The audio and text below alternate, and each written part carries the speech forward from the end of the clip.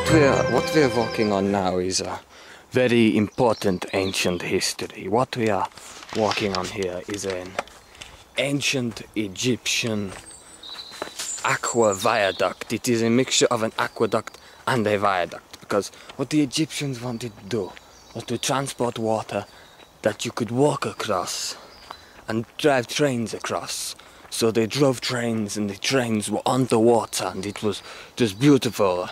I assume it's just a muddy path now, and you know, these things die after time. It was built in the 1469 under the permission of John Quincy Brown, who was a famous architect of the day. He was very into the ancient Egyptian architecture and was like, "Would you like to build an aqua viaduct?" And they were like, "Yeah."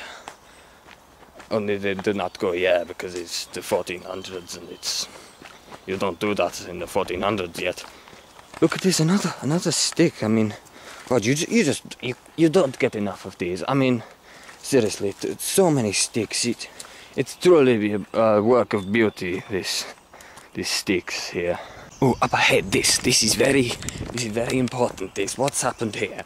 This used to be a javelin, and what has happened is you see the monster tracks are here. This is another place where the monster has come, and what must have happened is the monster was standing here, minding his own business, when some people in those woods over there threw javelins to try and kill the monster, but the monster jumped out the way and probably ran down that way in the wood because some trees have fallen over that way. So yes, and it seems to have happened. No, maybe he ran over here because there is another monster track with javelins. You see, and it's this time coming from over there again. So that is undeniable proof that this is a monster javelin attack. We are approaching the end of the aqua viaduct now, and what I want to show you on the floor is this piece of evidence. You see, this is a pine cone strapped to the end of a stick.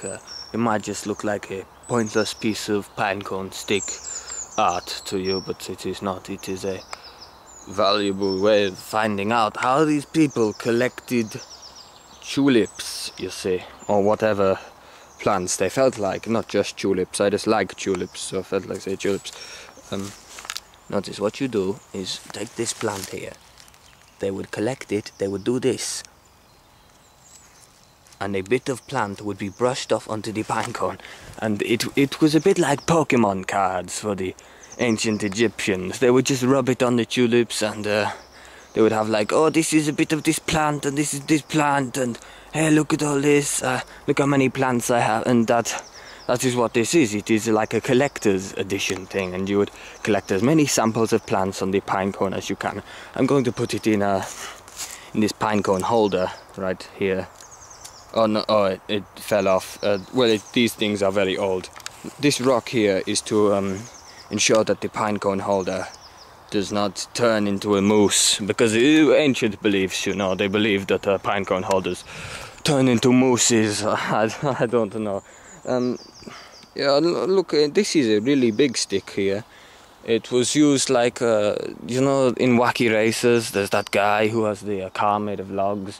This is one of those logs from the original design of that car, the ancient Egyptian design. They did not see Wacky Races, but they came up with the idea first. Here we have a bendy stick. This was like television for the ancient. They would watch the bendy stick, and it would tell them stories. Look at this tree here. Big old tree here. Look at it. It's so big that I need to touch it to even believe it exists. It does exist, and its roots go down the hill here, as you can see. This is because the tree was afraid, like backwards afraid of heights. So like some people are afraid of heights, it is acrophobia. Trees were like anti-acrophobia and would always want to be high up or on the edge of things, so that's why the tree planted itself there, so it would be, "Oh, I'm going to fall over," because he was anti-acrophobia, and some trees like that. Not all trees. I don't want to generalize what trees like. I do not know myself. I'm not a tree, and I have no problem with trees. what we have here, if you can see sort of a little line, it's sort of a gutter, an ancient gutter. This would be the street where, you know, normal men would walk, and if you were a what's it called,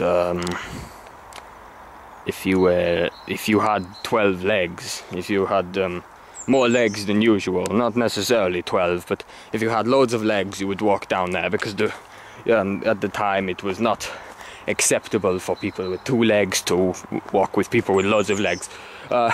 It turned out that only one person in the whole city had more than 2 legs, so the gutters were pretty pointless in the end.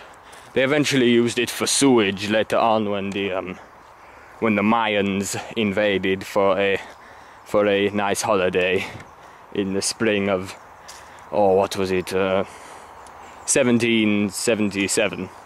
Yes, that's the one.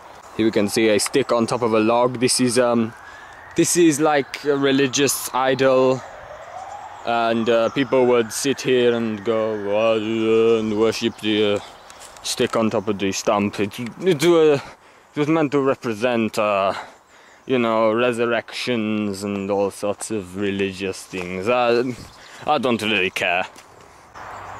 Listen. The creatures in this wood sound a lot like cars. It was an ancient way of creatures to make themselves sound big, because, for example, if I am a fox and I am scared of being eaten by elephants, I will make a noise like a car, like that over there, like, and then the elephant will go, oh no, a car, I do not want to fight with a car, and the elephant would turn around, and, you know, the fox would get off scot-free without annoying the elephant too much. Oh, we are approaching the end of the woods just in general now. We are getting towards the local road where the people drive back and forth, you know. It's like black people of today do. I'm not really into the whole modern society, so we will only have a few seconds look at the road. There it is, look, it is a road. We can go backwards now, because roads are boring. I will come back to you when I have found some more interesting things in the wood.